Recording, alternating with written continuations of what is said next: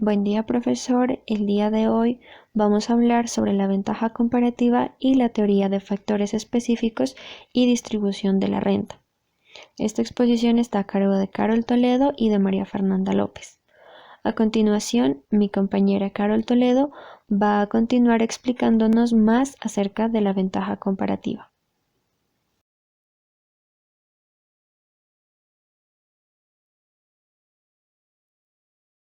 Ventaja comparativa del modelo ricardiano. Este es un modelo económico desarrollado por David Ricardo en el siglo XIX que intenta explicar la relevancia de las ventajas comparativas en el comercio internacional.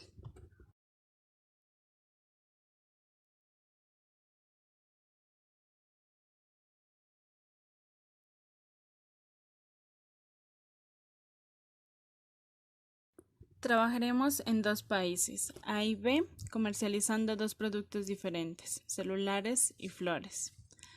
Ambos países dedican 8 horas al día en la producción, 4 para producir celulares y 4 para producir flores. El país A produce y consume 12 celulares y 40 kilos de flores, a diferencia del país B que produce y consume 4 celulares y 60 kilos de flores. Teniendo en cuenta lo anterior, sabemos que el país A tiene la ventaja comparativa al producir 3 celulares por hora y el país B tiene la ventaja comparativa al producir 15 kilos de flores por hora.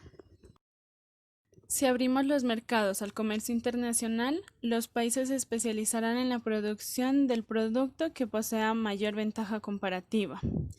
Por lo tanto, el país A producirá 24 celulares y el país B producirá 120 kilos de flores. De esta manera sabemos que el comercio internacional gana. Podemos expresar el consumo sin comercio, donde cada país se queda con sus producciones, y el consumo con comercio, donde se reflejan los productos en cada país de forma equitativa. En conclusión, podemos demostrar que a través del comercio internacional el bienestar de los países aumenta gracias a una mejora en la eficiencia productiva. Además, existe un mayor número de productos destinados al consumo, por lo que el bienestar de los consumidores aumenta. Basándonos en que ningún país puede obtener ventaja comparativa en la producción de todos los bienes, los países están destinados a comercializar.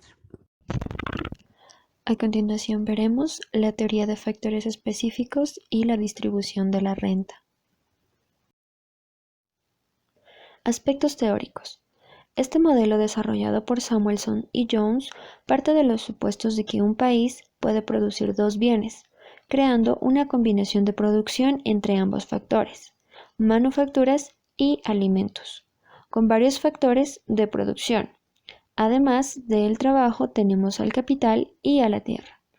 En este caso, el trabajo es considerado un factor móvil, mientras que los otros factores se denominan específicos, ya que solamente pueden ser utilizados en la producción de un bien en particular.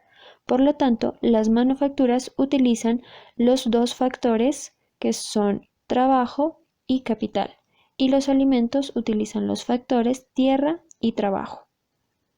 A diferencia de los modelos de Smith y de Ricardo, que solo reconocen la existencia del trabajo como factor de producción, el modelo de factores específicos reconoce la existencia del capital y de la tierra como factores productivos, además del trabajo. Características. Este modelo reconoce la existencia del capital y de la tierra como factores productivos, además del trabajo. El factor productivo trabajo puede desempeñarse en cualquiera de los dos sectores. Y las manufacturas se producen utilizando capital y trabajo, pero no tierra, mientras que los alimentos se producen utilizando tierra y trabajo, pero dejando de lado al capital. Para esta teoría es muy importante la distribución de la renta, porque esta indica la forma en la que se reparte el capital o la producción nacional de un país. Esto quiere decir que a mayor PIB, más renta se puede distribuir entre las familias que ocupan un determinado territorio. Existen tres formas en las que se puede distribuir la renta. La funcional, que va de acuerdo a la participación de los diferentes factores en el proceso productivo, la personal, que hace referencia al reparto de renta entre los individuos o familias de un territorio, y por último, la espacial, que indica cómo se reparte la riqueza entre las distintas zonas geográficas de un país. Vamos a continuar con un ejemplo de contextualización. Para esto, vamos a tomar dos países, Colombia y Alemania, con las mismas demandas relativas y la fuente del comercio internacional entre ambos es su diferente oferta relativa en manufacturas y alimentos. Para que este modelo funcione, se tiene como supuestos que cada país exportará lo que tenga en mayor dotación o en lo que él se haya especializado. Ahora, un país con mucho capital y poca tierra tenderá a concentrarse más en la producción de manufacturas, en este caso Alemania, y un país con mucha tierra y poco capital tenderá a concentrarse más en la producción de alimentos, como lo es el caso de Colombia. Alemania tendrá más capital por trabajador que Colombia, mientras que Colombia tiene más tierra por trabajador que Alemania. Por lo tanto, Colombia tiene una mayor oferta de alimentos en relación a manufactura tierra, mientras que Alemania tiene mayor oferta de manufacturas que alimentos. Entonces, frente al comercio internacional, el precio relativo de las manufacturas en Alemania es más bajo que el precio relativo de las manufacturas en Colombia. Aquí podemos ver que los precios relativos bajo el libre comercio quedarán en algún punto entre los precios relativos bajo la autonomía de cada uno de los países. El factor específico del sector exportador se verá beneficiado, pero perjudicará al factor específico de los competidores que importan. Ventajas y desventajas. Las ventajas son que los países pueden adquirir productos producidos en otros países a un menor costo. Un país se puede especializar en un producto hasta lograr ser el mejor. Las desventajas. Siempre habrá alguien que no obtenga beneficios con estas acciones, ya sean los capitalistas, los terratenientes o los trabajadores.